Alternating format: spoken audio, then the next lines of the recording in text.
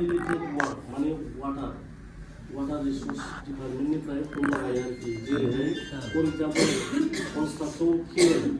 canalफोर बिदि हमनो हायो होनना बुंदों check dams आरोखि ना ओमफ्राय irrigation spot माने बै जोङो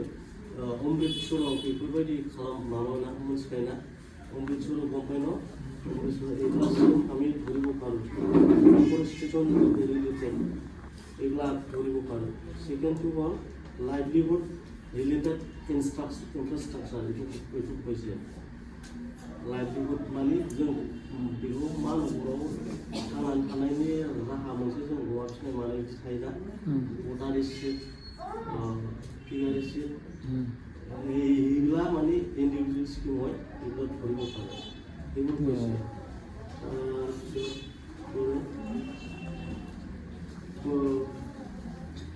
रुराल हा ओमफ्राय फुड ग्रेन स्टरेज बेफोरबायदि थायो आरोखि ओमफ्राय सेल्फ हेल्प ग्रुपफ्रा डायरि इनफ्रास्ट्राकचार माने बायदिसिना बाहायनाय बायदिसिना बे जोङो दायो दिहुननाय मानाय बेफोरबायदि सेल्फ हेल्प ग्रुपफ्रा हायो बेबायदि ओमफ्राय फर रुराल इनफ्रास्ट्राकचार बेफोरखौ हागोन जों रुराल माने गामिफ्रावहाय मा होनो हास्लाबिला बेखौथ' বলে আমি 60 days স্টক থাকিব ওয়েজেসটো যে যেতিয়া আমি ধান গাড়া এইবিলাক সিজনত মানে স্টক থাকিব 60 days স্টেট গভৰ্ণমেণ্ট পৰা এইটো কৰা হৈছে আৰু আগতে তেনেকুৱা নাছিলে এনজিও দিয়া সময় তেনেকুৱা নাছিলে যদি বিয়ামত আগৰ মানে যদি 60 days বন্ধ থানাই যদি বিয়ামত এই দ্বাৰাদি আমাৰ কিবা চলিব আৰু ওয়েজেস কিন্তু মানে যেবাৰত ওয়েজেস কৰি পৰে এই বছৰত 100 দিন যিটো এনজিঅ আছে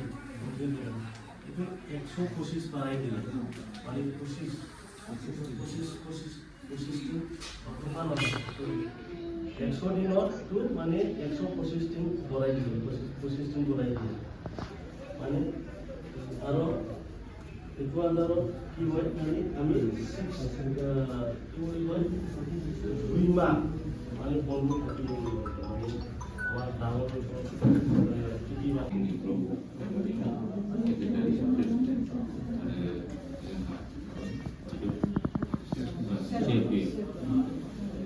आरो लोगोसे बेवहाय नुजानाय गासैबो रायजो दा जोंहा मेनलि दिनै आगोलनि MAY हौवाफोरनि हौवा ना